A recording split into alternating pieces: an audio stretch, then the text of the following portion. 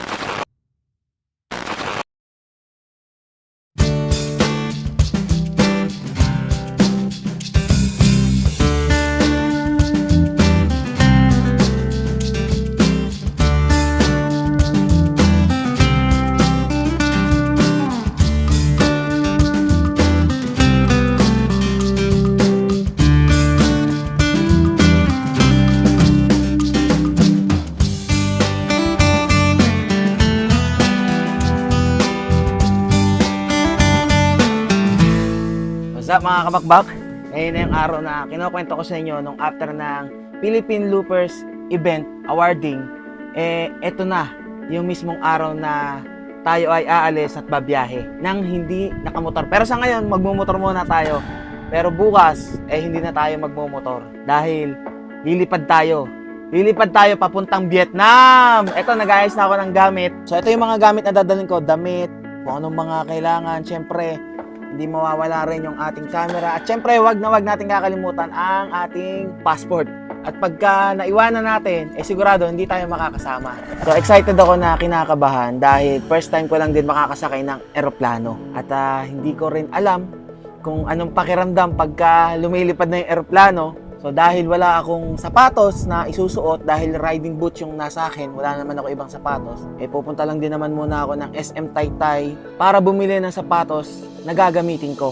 Nang sa ganon, baka akalain magmumotor tayo ng Vietnam. So wala, hindi ko lang alam kung magmumotor tayo doon or kung anong gagawin natin doon. So para sa mga first time din na magta-travel outside the country natin, ito yung mga kailangan yung tandaan. Sa pagpe-prepare ng mga gamit na aking dadalhin papunta ng Vietnam, ito yung mga dala ko, yung mga kailangan lang. Sakto lang naman yung dala ko. And ito yung maleta na kailangan kasi may sukat tayong sinusunod doon. Medyo maliit lang naman yan. At ang maximum na bigat ng ating dalahin or checking bag is dapat nasa 30 kilos lang. Kasi pag lumagpas, kailangan bawasan nyo yan. Tatanggalin nyo yung mga unnecessary things na dala-dala ninyo. Tapos ito namang ating backpack. Ang dala ko dyan ay yung drone natin at saka yung iba pang gamit. Which is dapat hindi siya lalagpas ng 7 kilos para sa ating carrying bag. Kapag ka lumagpas ng 7 kilos, tatanggalin mo yung ibang gamit. At kung kasya pa sa yung checking bag doon sa maleta mo, doon mo na lang siya ilalagay. Okay, mag-aayos-ayos lang ako. Tapos sasaglit lang din ako sa asawa ko para makapagpaalam ako na maayos. Kasi kanina, nung papasok siya ng trabaho, nagpaalam siya sa akin, pupungas-pungas pa ako, inaantok pa ako. So, kailangan syempre ng maayos na pagpapaalam sa ating mga partner in life. Nagpaalam na rin ako sa aking mahal na ina and binigyan pa ako ng pabaon. Maraming salamat, Mi, sa bigay mong pabaon sa akin. At ang nakakalungkot lang ay babiyahe ako ng outside the country. First time na matatatakan ng aking passport. Alam mo yon, yung dati nagpaplano kami ng asawa ko na lumipad kami pumunta sa ibang bansa, na sa ganun pares kaming matatakan yung passport namin. Pero hindi ko siya makakasama ngayon At tapos, ngayon pa na magbe-birthday siya, wala ako sa araw ng birthday niya. Pero syempre, hindi ko naman nahayaan na ganun-ganun lang yun. Kaya, meron akong regalo sa kanya. Eto, iiwan ko na lang to dito para mamaya, pag uwi niya, ay makikita niya yung regalo ko sa kanya. At syempre, pag uwi ko, hindi pwedeng hindi kami lalabas. Lalabas kami. At syempre, yung mga alaga ko din, mamimiss ko din yung mga yan. Ganito pala yung pakiramdam na aalis ka talaga, na mag-iibang bansa ka. Paalam na muna ang daddy. Matagal mawawala ang daddy, magpakabait ha? Copy ha? Huwag mag-alala, babawi ang daddy pag uwi. Ha? Papahiramin tayo ng tuktok ulit, magtutuktok tayo ha? Dito ko na nilagay yung regalo ko sa asawa ko. So alamin nyo na lang pag uwi ko kung anong regalo ko sa kanya. Okay na nga pala si Mimio. Wala na siyang tagas ng gasolina. Hindi ko lang alam kung bakit nagkaganon. Nagkaroon ng tagas, tapos ngayon wala na. Tapos nung pumunta ako dito sa may Sambat or sa may parting highway, and pinacheck ko yung battery. So nagpalit na lang ako ng battery and okay na. Nagagamit na ng asawa ko. Hoy mga bulinggit, babay na muna ha. Ang itsura nyo. O, mami nang bahala sa inyo magpaligo ha. Isang buwan na rin kayo. Malapit na kayong turukan. Pagka uwi ng daddy, tuturukan kayo ni Doc Bo. Pupunta rito si Doc. Hoy, wag tumatakas. Wag tumatakas. Diyan lang. O, last na. Last na. Yakap. Namimiss ko kayo. Binilang ko na kayo ng pagkain ha. Para hanggat wala ako, meron pagkain. At nang sa ganun hindi nabibili ang mami nyo. Bye-bye na. Bye-bye. Bye-bye. All goods. Dito ko na nilagay. Sakbit ko pa rin naman yung backpack ko. Whew. Time check, 9:36. Diretso muna tayo ng Liliw para puntahan ng aking asawa at makapagpaalam. Tsaka may kukunin din ako. Lord, huwag mo munang paulanin ha. Hanggang makauwi ako ng Antipolo. Ang plano ko kasi ngayon ay sa Antipolo ako matutulog. Nang sa ganon, bukas ay maaga tayo pumunta ng airport. Siyempre, mas okay na yung mas maaga tayo kaysa sa malate tayo. Alam nyo naman, pagdating sa airport, hindi pwedeng late ka. Pagka late ka, talagang iiwan ka ng aeroplano. 9:58, 10 a.m. Dito na tayo sa mismong school ng aking asawa. Kuya, pwedeng patawag si Ma'am Angel? Salamat. Cute naman ng mga bata dito. Yan ang mga tinuturuan ng asawa ko, yung mga maliliit na yan. Cute eh. Ito pa. Hi. May charge to? May charge ba ba't di nailaw? Ano? Drone at saka yung belt bag ko. May dala ka ng drone? Oo. Kailangan. Shy ka.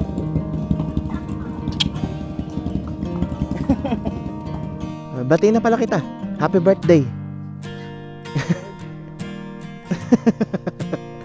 Ay siya, alis na ako. Ay siya. Sige. Daan muna pala nga tayo dito sa sa simbahan. Dasal muna tayo. Whew. Okay, Lord. Gabayan mo ako ngayon at saka sa pagpunta namin ng Vietnam. Gabayan mo kami. Sana wala na akong nakalimutang gamit. And kung meron man, sana ipaalala niyo po sa akin, Lord. Maraming salamat sa lahat po ng blessings and gabayan niyo rin po ang mga mahal ko sa buhay na maiiwan dito sa aming tahanan. Thank you, Lord. Maraming salamat. Amen. Ay, diretso na tayo ng biyahe. Whew. At ang usual ko naman daan, alam niyo na naman yan. Kaya magkita-kits na lang tayo sa Antipolo. And bago ko makalimutan, happy birthday nga pala sa kapatid ng aking asawa na si Jennifer. Happy birthday. Mamaya may kainan. Makakalibre ako ng kain mamaya. Ride safe and stay safe sa atin.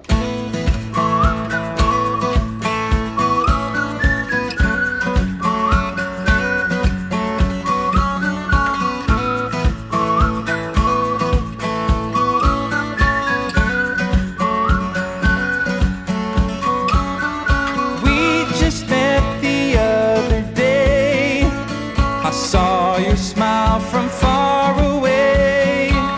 I came right up to you and said, how about we sit instead? I told you my life was beginning. The moment I saw you, I was winning. Already in love before you came in. Washed away the tears from yesterday.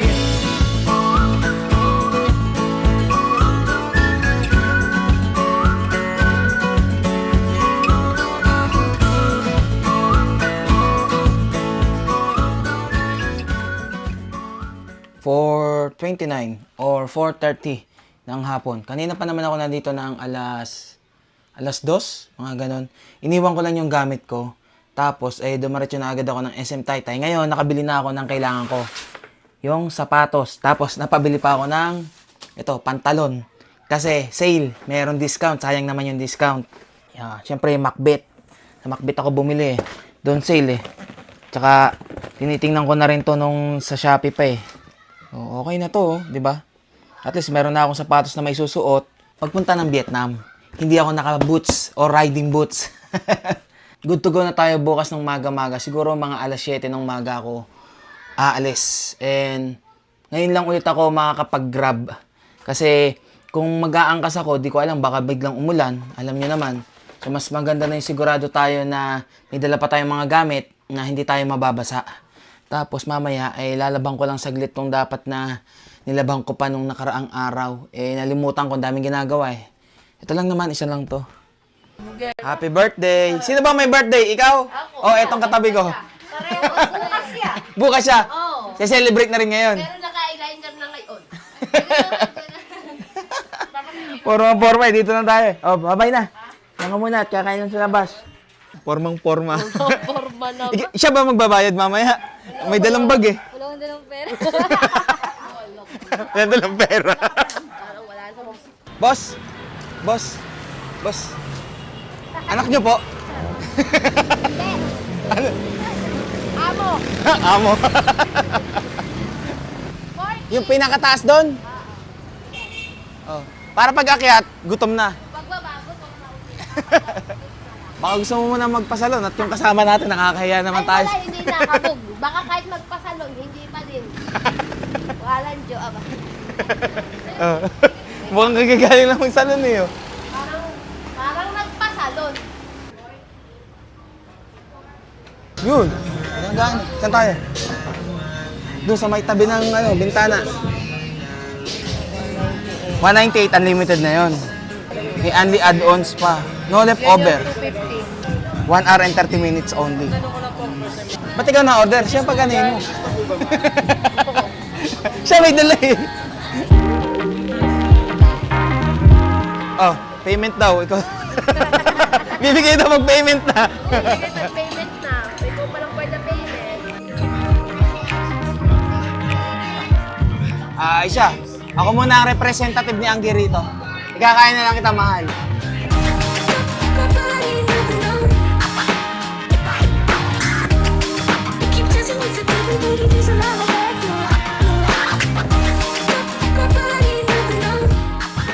Gutom na ako. Ito nga mayroon sa sanggip, kaya ayoko na magsanggip. Magluluto ka pa eh. Wala si Anggi eh. Siya dapat tagaluto niya eh. Sakto green na green ah. Pasko na rito. Yung boss natin.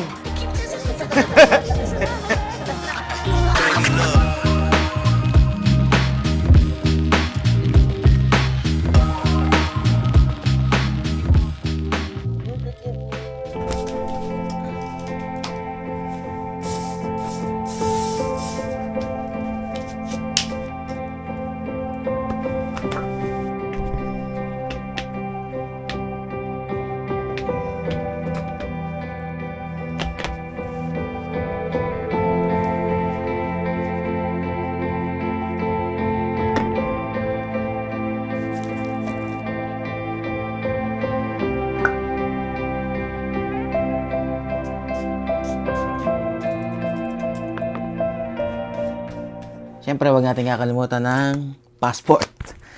Dito natin ilagay para hindi nakahiwalay sa katawan. So, 6 a.m. ng umaga. Buti ka mo kagabi ay natuyo na makagad to. Tinuto ko sa electric fan pagkatapos kong laban at saka banlawan. All good. All black. Tapos pagdating sa ating sapatos, red.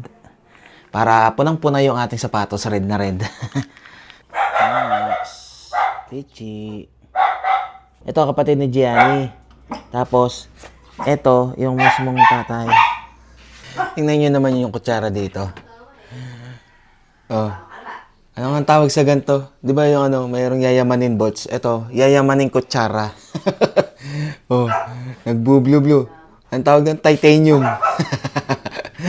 Nagtitingin rin ako ng iano ko na grab car. At yung buti bumaba. Grab car 4-seater. 726 pesos. So, kanina kasi, halos nasa 1,000 yung fare. Ito, mga 8:20 a.m. ang drop off. Ano ba yung yung may nakalagay kasi dito, Grab Taxi, mas mura siya. Grab Taxi, nasa 400. Pero, ang nakalagay kasi, please pay booking, tapos, Meron pa siyang nakalagay na metered. Ano yun? Anuhan pa ako ng metro bukod dun sa ibabayad ko sa mismong Grab. Pa-comment naman kasi ngayon lang ulit talaga ako makakapag-Grab. Unlike dati, mas mabilis. Siya magbubook na ako para paglabas natin mabilis tayong makakasakay. Bye-bye, Bright. O, pag-uwi na lang ulit ng daddy, no? No? Bye-bye. Deng! Alis na ako. Alis na ako, ma. Oh, sige, ingat. Ingat, ingat. Okay po. Alis na ako. Sige, bye-bye. Sige. Ganito pala itsura pagka aalis ka. Lord, today is the day! Tingnan natin yung mismong binook ko na Grab.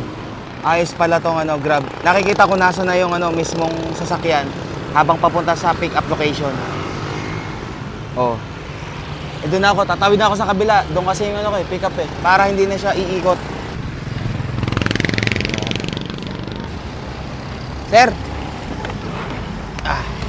Good morning po. Terminal 1 po. Abutan po kaya tayo ng traffic. Hindi naman siguro, maaga pa Mga 8 a.m. Sabi sa Grab, nandun na tayo.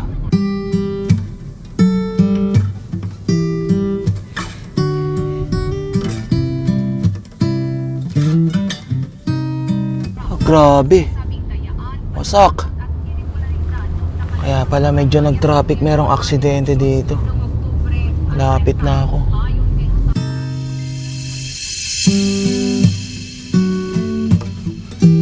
8:10. Dito na tayo. Ay. Thank you, sir. Have a wonderful day. Ay! Siyempre, wag mo kang kakalimutan yung gamit. Baka sa sobrang excited, malimutan pa yung dala. Thank you, sir.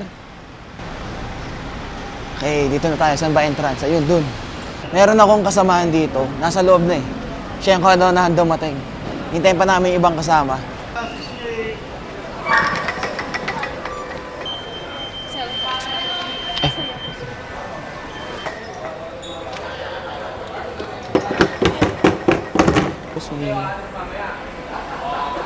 Anong kailangan, sir? Passport ticket, sir? Passport. Yung ticket, sir, sa kasamahan ko pa darating po. Wala sa cellphone? Meron pong sa cellphone. Ayun. Ito po, sir. Ano papunta, sir? Papunta po ng Vietnam. Okay na po, sir. Thank you. So, kaya yung kasamahan ko. Akala ko daw makakapasok Pwede naman palang nasa cellphone pa yung yung mismong ticket, ipapakita lang. Meron na tayong kasamahan dito. Early bird. Wala naman premium early bird. Yes! Peace bomb! Oy, hindi ko pala nakakwento sa inyo, may mga kasama pa tayo. Maghihintay pa kami dito. Yeah. Pares pala lang kasi magkasinlaki lang yung maleta natin Sobrang gaan mo yan. Yan. Bro, first time mo lang ba din? First time na. First time. Sumagi ba sa isip mo na makakapag-ibang bansa tayo dahil sa pagbablog? Hindi, actually hindi. Di May ba? mga nabigo akong pangarap sa pag-abroad tsaka pagiging OFW. Kahit ako rin Gulong yung Pero lang kami, vlog, tapos nagmumotor, tapos ngayon nilipad kami, sasakay kami ng eroplano for the first time. Yay! iba yung kilig. Oo, kinikilabutan pa nga rin ako hanggang ngayon Hindi ko akalain na, ito yung unang tatak sa passport ko. Hindi man natin ina-expect yung mga ganito Thank you sa boss namin sa Shipa. At sa experience namin sa Vietnam. Ganito pala sa loob ng airport. Alam mo bro, nung bata ako, pag naghahatid ako ng mga pinsan ko na pupunta ng Amerika or susundo, kalimitan hanggang labas lang, di ba? Oo, Tapos ngayon. magpapaalam ka na, bye-bye. Kakalangkuhan. Ngayon, nandito na ako sa loob mismo. Ibang bansa ba? Mag-iibang bansa pa. Pero ang nasa isip ko nga lang, sabi ko, first time lang ako makasakay ng eroplano, kahit papunta lang ng Cebu, papunta ng Davao. Domestic. Oo, domestic lang. Pero motor ang ginawa ngayon, mag-iibang bansa pa. First time ko makakasakay ng eroplano. Rides ka. Kumain ka na ba? Kanina umaga, gusto mo ba kumain? May pagkain naman akong dala. Mamaya na. Bread nga lang. Kaya ako hindi kumain. Inire-reserve ko yung pagkain doon sa eroplano.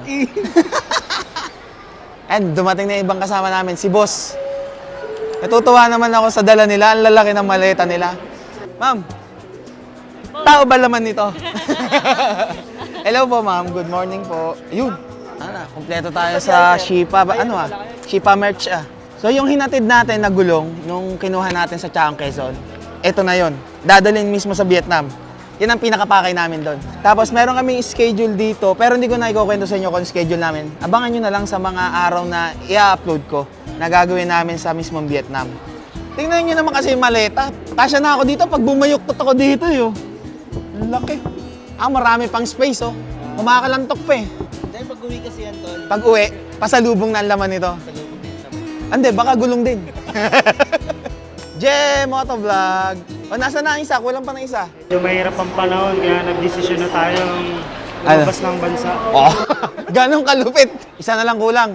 Aje, first time mo lang din bang makakapag-ibang bansa? Actually, matagal na ako rito sa airport, kaya lang taga-sundo lang. Pares wala tayo eh. Taga-sundo tsaka Tagahatid. taga-hatid lang. Oh, ganun din ang papel namin nun eh. At least may experience tayo sa airport.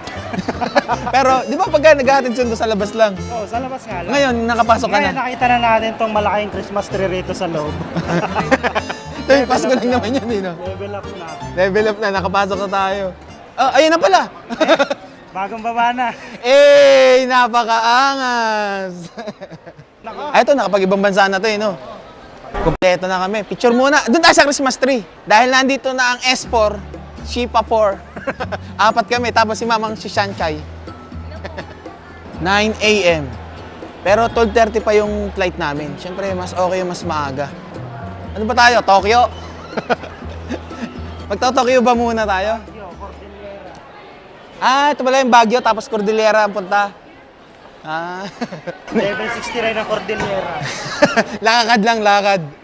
Ilalagay na yung mga bagay namin dito. Binabalik na yung passport, denied daw. Uuwi na tayo. Fix pala, no? Rectomate pala. Binabalik na yung passport. Hindi ka sa airport, sa recto ka pumunta. Doon ang flight. Titimbangin. Iyo, ilan? 13 lang laman ah. Wala, 8 kilo, 9 kilo pa lang pala akin eh. So yung laman lahat ng kahon na yan, pagkain namin for the whole week. Takot magutom eh, no? You're all going to Ho Chi Minh, Saigon po, gate number 12, 11:45 po ang boarding time. Ang total po ng chinek na luggage is 14 pieces po. Thank you po. Immigration next. Ano itatanong kayo sa atin sa immigration? Ikaw, may idea ka na, nakarating ka na ng ibang bansa eh. Ano itatanong pag immigration? Anong gagawin mo doon? Tapos, ano Mali, pa? ang itatanong dyan, Oh. ilan na subscribers mo sa YouTube? Ilan followers mo sa Facebook? Sa TikTok. Ilang comments yung pinaka-latest na upload mo? Yan yung tanong dyan. Ganun pala yun. Mabilis lang pala, mabilis. Sige.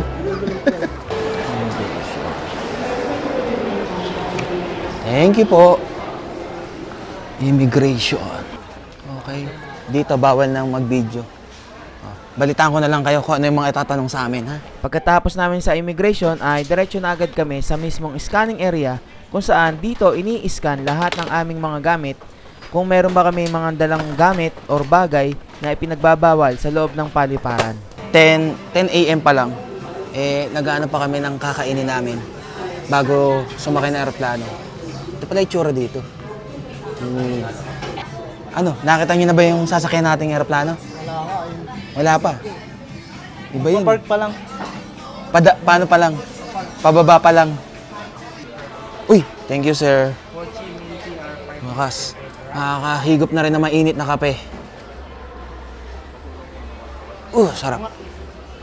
Habang kami ay kumakain, ay naglakad-lakad na rin kami papunta sa Gate 12 kung saan doon namin hihintayin ang aming eroplanong sasakyan.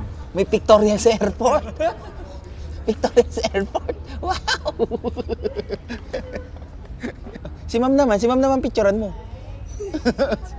At pagkaraan ng ilang minuto ay nalaman namin na sa Gate 1 pala lalapag ang aming eroplano sasakyan. Kaya agad din naman kaming lumipat at dito ay naabutan na namin lumapag ang eroplanong aming sasakyan. Oras na sa'yo, Je. Ngayon ay ganap ng 11:45 ng umaga. Okay. Na tayo maghahanda na. Nag-a-accept na. Alas 12 pala. Advance yata yung iyo eh. Advance thinker to sa kanya 11:45 pa lang. Ayan. 12 din akin eh. Delay sila. Bago tayo pumasok, airplane mode muna natin. Dito natin magagamit to. Airplane mode. Group G. Ayun, G na. Group G na. G. Let's G. Thank you.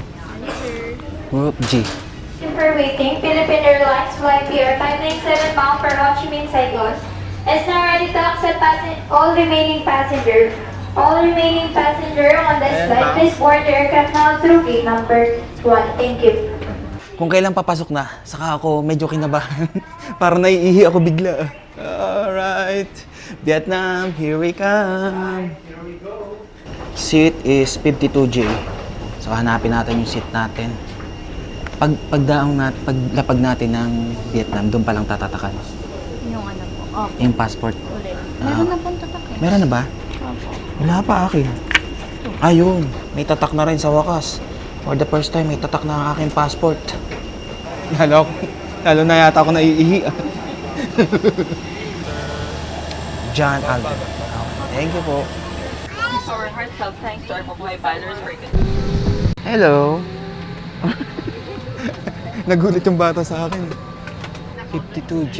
Ayun, 52J. 52H yan. Magkatabi tayo. All goods. Magkatabi pala tayo eh. Tabi tayo. Ay, hindi ako kakabahan. Hindi ka ba nilalamig sa suot mong yan? Mamaya magsasando pa ako. Grabe. Yung aircon pala rito, umuusok na eh. Hindi ako Grabe. na-inform na freezer pala yung sasakyan. Sobrang lapit. Miss J. Grabe. If you're at work, Siyempre may dala akong unan. Pero kailangan ko manang palubuhin yung unang ko.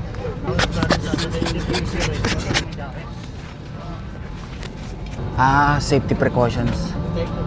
Safety instructional manual. CR. Pampawala ng nervyos. Ihi muna tayo. Napapaisip ako, saan kayo napupunta yung mga idinideposito ng mga rito, pasahero? Nakaraos din. Flush. Hinigop yung ihi ko. Ang lakas. Ayun, ang unti ah. Let's go. Ready na tayo para lumipad. the lamp will automatically activate. The oxygen is required. Oxygen mask. Holy. Para lang tayo magpe-Philippine loop. Sobra sa Philippine Loop lang. 6,537 kilometers. In just 2 hours. Pero 36 days kung mumotorin. 36 days. Lalakari.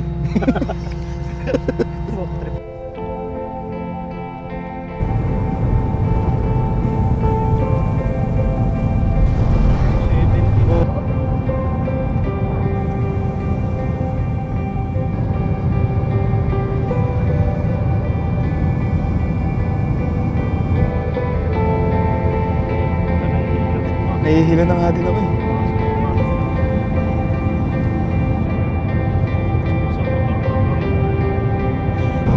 $7.33 na, Je. Nai-imagine ko kung halimbawang totoo ganito, land transport, ganito kabilis, wasak-wasak mukha mo. Grabe. Sa tingi. Oo nga.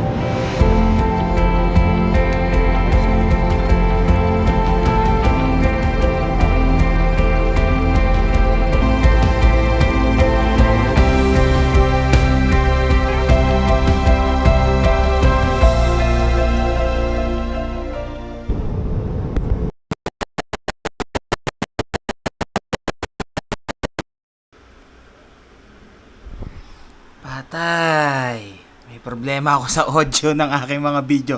After naming lumapag ng Vietnam, ngayon ko lang napansin na yung audio ko pala throughout ng mismong araw na yon. Nung hapon na dumating kami hanggang sa lumabas kami nag-dinner at nag-ikot-ikot sa mismong Saigon sa Ho Chi Minh City, ay may problema ang audio ko. Pero syempre, hindi ko na mapalalagpasin na hindi ikwento sa inyo ang mga nangyari pagdating namin ng Vietnam. Kaya ito na. Pagdapag ng aming eroplano sa Ho Chi Minh City, ang Ho Chi Minh City ang isa sa pinakakilalang syudad dito sa Vietnam na mayroong populasyon na 9.3 million ngayong 2023. Ang Ho Chi Minh City ay mas kilala dati sa pangalan na Saigon na ngayon ay pinalitan na sa pangalang Ho Chi Minh bilang pagkilala sa revolusyonaryong pinuno na nagdeklara ng independence noong 1945 na si Ho Chi Minh. Paglabas namin ng paliparan ay agad kami sinalubong nila Madam at saka ni Miss Y ng Shipa Vietnam. Oras ay 3:45 at 1 oras ang pag-itan ng oras dito saka Manila. At nagulat ako sa service na susundo sa amin. Artista Van. Wow! Ngayon na ako nakasakay ng Artista Van. At dito pala sa mismong Vietnam ay normal lang ang mga Artista Van. At dito ang pangunahing transportasyon ng mga tao ay motor. At ang karamihan na nakikita ko dito ay walang full face helmet kundi mga naka-nutshell. At dito ko lang din nakita ang mga lumang motor na sa atin ay hindi mo na makikita tulad ng Honda Wave na sa kanila ay normal lang. At nakarating din kami sa wakas sa hotel na aming tutuluyan dito sa Majestic Hotel. At ito ay itinayo noong 1925 pa. At sa pagpasok mo ay bubungad agad sa iyo ang isang napakalaking Christmas tree at chandelier na napakaraming regalo. Sa sobrang ganda nito ay hindi mo aakalain na sobrang tagal na ng hotel na ito. Sa totoo lang, ngayon lang ako nakapasok ng 5-star hotel at ngayon lang din ako makakatulog sa ganitong kagandang hotel. Ang lakas makamayaman ng hotel na to. Feeling ko artista ako dito. Si Peace Bump ang magiging kasama ko sa kwarto. At dahil sa second floor ang aming room ay agad din kami sumakay ng elevator at agad kami sinamahan ni ate. Ang room namin ay 136. Ang room na to ay pangdalwahan. At pagpasok namin sa aming room ay agad bumungad ang dalawang malaking kama na ito na tila hinihila kami na humiga at matulog na. At hindi ko syempre palalagpasin i-check kung may laman ba ang rep. At napangiti ako sa aking nakita. Tinikman ko na rin kagad ang saging. Kung saging din ba ang lasa dito sa Vietnam. At biglang may kumatok at ang pagbukas ko ng pinto ay yung gamit pala namin na inihatid ng isang bellboy. At chinek ko na rin ang banyo na yayamanin. Meron pang bathtub. Akala ko walang bidet, pero meron din pala. Iba nga lang. At syempre agad ko tinawagan ang aking asawa para ipaalam na nakarating na kami ng maayos dito sa Vietnam. At pagkatapos ng tawagan namin ay agad naman din kaming lumabas para humanap ng kakainan ngayong hapunan. Dito ay sobra talagang dami ng motor na halos lahat ng mga naka 4 wheels ang nag-a-adjust para sa kanila. At dito kami dinala sa kainan na to. At agad naman tumingin ng kakainin si Blue Max kung ano ang masarap na ulam. At si Jen naman ay naghahanap ng pulutan dahil magiinom na kami. Tagay! At kung sinong malasing sa juice na to ay siyang magbabayad. At sinerve na ang mga putahe. Hito na may sabaw na lasang sinigang, baby squash na may mga mani-mani. At syempre di mawawala ang sipod kundi ang hipon na may kasamang mga damo. Syempre bago kumain kailangan muna natin magdasal na sana ay hindi tayo ang magbayad. Unang tirada, hipon. O ikaw naman Blue Max, tikman mo yan. Dito nga pala sa Vietnam ay kalamitang kinakain ay gulay. Kaya ito si Peace Bump ay parang kambing kung kumain ng gulay. Meh. Tinanong ko si Jay kung busog na. Sabi niya busog na raw siya at di na raw niya kaya. Pero sige, kain pa. At ang dami pang kakainin. Ayaw niya mapagbayad. Dala nga pala ako ng pang Sharon, kaso di ko magagamit kasi panay gulay. At pagkatapos namin kumain, agad ko napansin ang lalaki na ng tiyan nila. Kaya pagsakay namin ng elevator, eh hindi na kami magkasya. Sa wakas, nakalabas din kami ng elevator at napagdesisyon na namin na maglakad-lakad. Nang sa ganun, ay bumaba ang lahat ng kinain namin.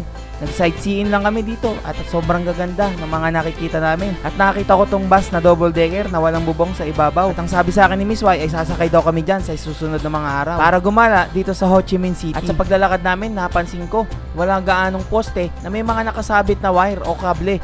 Yung pala, ito ay nakatago sa ilalim ng lupa kung saan mas nagiging malinis at magandang tingnan ang mismong syudad. Diretso pa rin kami sa paglalakad para bumaba ang aming kinain hanggang sa makarating kami dito sa Bentan Market kung saan dito ay marami ka mabibili na iba't ibang klase ng kape na iyong magugustuhan. At sa haba ng aming nilakad, paglabas namin ng Bentan Market ay kami ay nauhaw. Kaya kami ay nagpahinga muna at bumili ng fruit juice dahil sa kapaguran, si Peace Bump ay napasubsub pa. At habang nagpapahinga kami ay naglakad-lakad ako at nakita ko na napakayaman ng Vietnam sa kanilang sining at kultura. At nang naglalakad na kami pabalik ng hotel, ay hindi ko alam kung saan na kami nakarating. At dito kami napunta sa lugar na to na hindi ko alam kung bakit dito kami napunta. Yung mga kasama ko na kaninang pagod na pagod sa paglalakad na ngayon ay nakangiti na ayaw lang magpahalata ni J. Pero si Blue Max ay ngiti hanggang tenga. At si Peace Bump naman na kanina na halos masubsob sa kapaguran ay may lakas na ulit para maglakad. So hanggang dito na lang muna at bukas sa susunod na episode. Ngayon ay dadaling ko kayo at itutur sa loob mismo ng factory kung paano ginagawa ang Shipa Tires from the start, from raw materials hanggang sa matapos.